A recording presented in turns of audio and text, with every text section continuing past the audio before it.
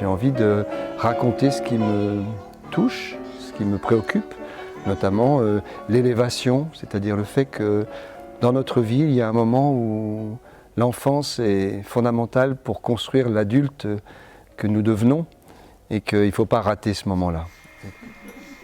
Au cours des jours qui suivirent, je mangeai pour Valentine plusieurs poignées de vers de terre, un grand nombre de papillons, 1 kilo de cerises avec les noyaux, une souris, et pour finir, je peux dire qu'à 9 ans, c'est-à-dire bien plus jeune que Casanova, je pris place parmi les plus grands amants de tous les temps, en accomplissant une prouesse amoureuse que personne à ma connaissance n'est jamais venu égaler.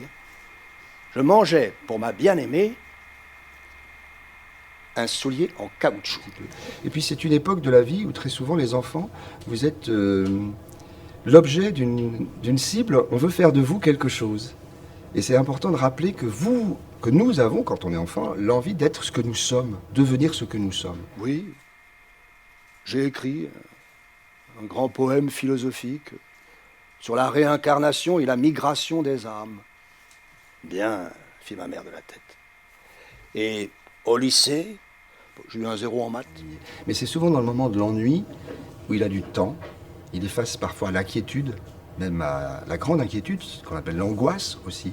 Mais le fait d'être face à ça, ça le met en position de créer quelque chose. Or, on veut toujours remplir l'ennui. J'affirme que pour ma bien-aimée, je consommais encore un éventail japonais, 10 mètres de fil de coton, 1 kilo de noyaux de cerises. Valentine me mâchait, pour ainsi dire, la besogne en mangeant la chair et en me tendant les noyaux. Et 3 poissons rouges que nous étions allés pêcher dans l'aquarium de son professeur de musique. À cette époque, on n'apprenait encore rien aux enfants sur le mystère des sexes. Et j'étais convaincu que c'était ainsi qu'on faisait l'amour. Il est parfois difficile de pouvoir le raconter, ce moment-là d'enfance. Et les auteurs le font très bien. Et les auteurs, ils savent écrire bien mieux que nous. Très souvent, l'auteur, c'est celui qui nous grandit, qui nous augmente. Un auteur, ça nous grandit. Il dit des mots qui ne sont pas les nôtres. Et le fait de les entendre parler de notre enfance, ben, ça nous touche, ça nous bouleverse un petit peu.